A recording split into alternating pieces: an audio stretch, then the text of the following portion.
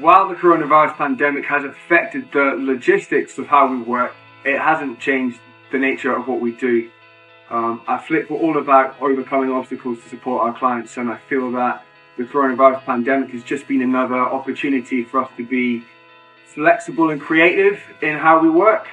So, for example, we issued new mobile phones to people who didn't have them to ensure that during isolation we're able to contact them to support them.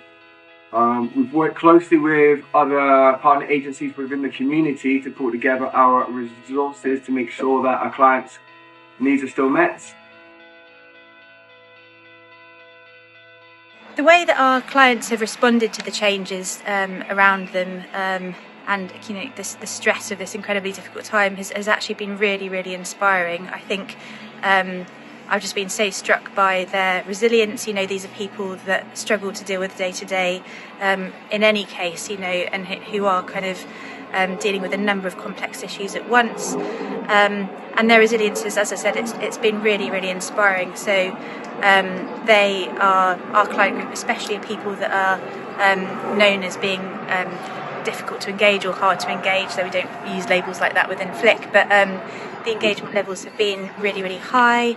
We've seen clients adapting to telephone support, internet support where that's been possible for them, keeping in really regular contact with their workers, being very understanding towards the pressures that the services have been under to support them, and being really, really flexible and accepting of that and understanding about that. So they've been really amazing, and it's been a joy to see their kind of resilience come through at such a difficult time for all of us.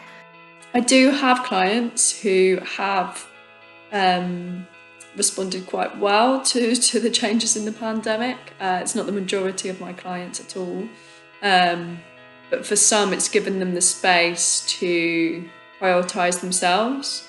One of my clients said that it's given them a reason to say no to things, so they are prioritising their own well-being and not getting caught up in other people's dramas. Another really great thing was the Islington residents community coming together at the beginning, when many people were panic buying and leaving vulnerable people and key workers without what they needed.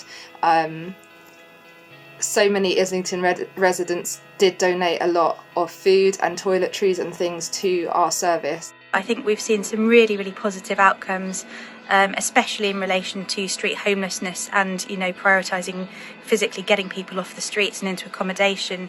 And I think, that the urgency to provide accommodation for people has reduced maybe a lot of barriers that were there previously. So, a lot of red tape, especially for clients experiencing multiple disadvantage who may have had lots of previous issues or evictions around housing. And hopefully, now that we have had examples of people coming in after, sometimes years of homelessness, and they're in accommodation and they're speaking to support services, we really need to kind of not lose that momentum, and hopefully as much as possible make sure that following COVID, those people are resettled in safe and appropriate accommodation which they can sustain going forwards.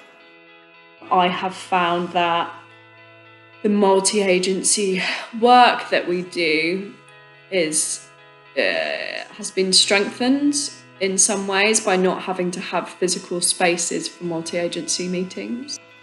I also never really thought about myself as an essential worker, and I really enjoyed going on the underground the other day at King's Cross Station and walking through and seeing the sign, "Turn back unless you are an essential worker," and I felt proud about that.